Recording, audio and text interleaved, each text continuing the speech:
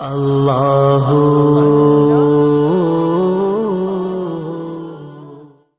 अस्सलामुअलैकुम वरहमतुल्लाहि वबरकातुहू।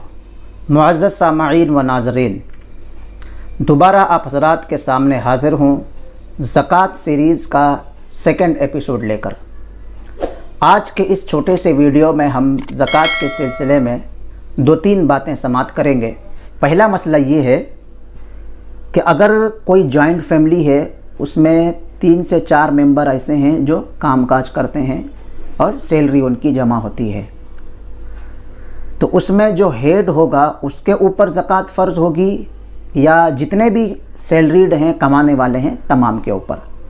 दूसरा मसला है, जो बंदा सेल्फ़ एम्प्लॉयड है और तकरीबन आज के ज़माने में 30,000 रुपये महीना कमा लेता है, लेकिन वो रकम उसकी घर खर्च में ख़त्म हो जाती है। इत्तिफाक से जो 30,000 रुपये है आज के ज़माने में निसाब तक पहुंच जाता है, तो क्या उसके ऊपर ज़कात फ़र्ज़ होगी या नहीं। तीसरा मसला है, शहरों और कस्बों में लोग दुकान या मकान रेंट पे लेते हैं, भाड़े पे लेते हैं, तो कभी कभी लोग डिपॉज़िट भी देते हैं, हेवी डिपॉज़िट। तो क्या उस डिपॉज़िट पर ज़कात है या नहीं है? अगर है तो किसके ऊपर है? आइए इनको समझते हैं।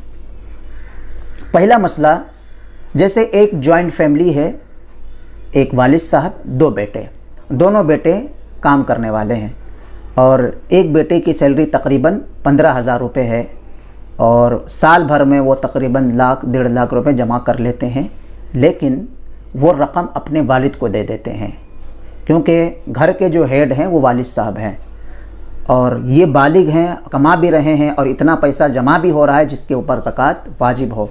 ज़कात वालिद पर है या बेटे के ऊपर? जान लीजिए, इस सिलसिले में मसला ये है कि ऐसे सिचुएशन में ज़कात वालिद के ऊपर वाजिब होगी। उसकी वजह यह है, शराइत में से एक शर्त यह है कि मुकम्मल तौर से निसाब का मालिक हो, माल का मालिक हो, और यहाँ बेटे ने उस पूरे माल का मालिक अपने वालिद को बना दिया है। अगरचे ज़रूरत के हिसाब से उनको मिल जाता है, लेकिन मालिक वालिद साहब हैं, लिहाजा ज़कात जो है वालिद पर वाजिब होगी, बेटे पर नहीं होगी। दूसरा मसला कि एक बंदा सेल्फ़ एम्प्लॉयड है, तकरीबन 30,000 रुपये सैलरी है, वही सैलरी से घर खर्च में इस्तेमाल किया जाता है। इत्तिफाक से तकरीबन उनके पास साल भर में 3 लाख रुपए आया, लेकिन घर खर्च में उसका इस्तेमाल हो गया, ख़त्म हो गया, लेकिन साल के एंड में कुछ पैसे उसमें से बचे हुए हैं। तो अब देखा जाएगा कि जितने पैसे बचे हुए हैं उन पैसों की मिकदार कितनी है और घर में कुछ सोना चांदी या कुछ ज़ेवरात है या नहीं है। अब उन तमाम को जमा करने के बाद देखा जाएगा कि उनकी मिकदार तकरीबन 30,000 है या नहीं है। अगर है तो उन पर ज़कात वाजिब है और अगर नहीं है तो ज़कात वाजिब नहीं है। अब तीसरा मसला कि जो लोग डिपॉज़िट देते हैं, तो डिपॉज़िट पर ज़कात है कि नहीं?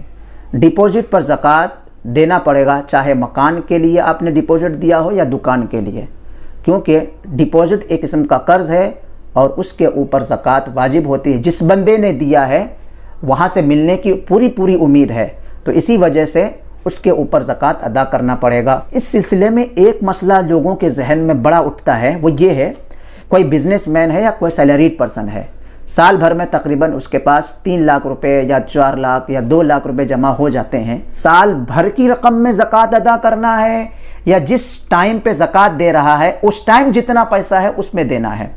याद रखिए, साल भर की रकम में आपको ज़कात अदा नहीं करनी है, बल्कि जिस टाइम आप ज़कात अदा कर रहे हैं उस वक्त आपको देखना है आपके पास कितना पैसा है।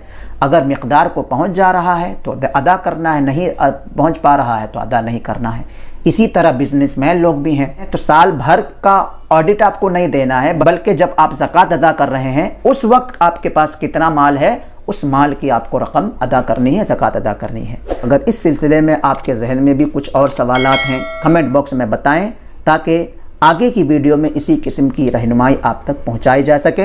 अस्सलामु अलैकुम वरहमतुल्लाहि वबरकातुहू।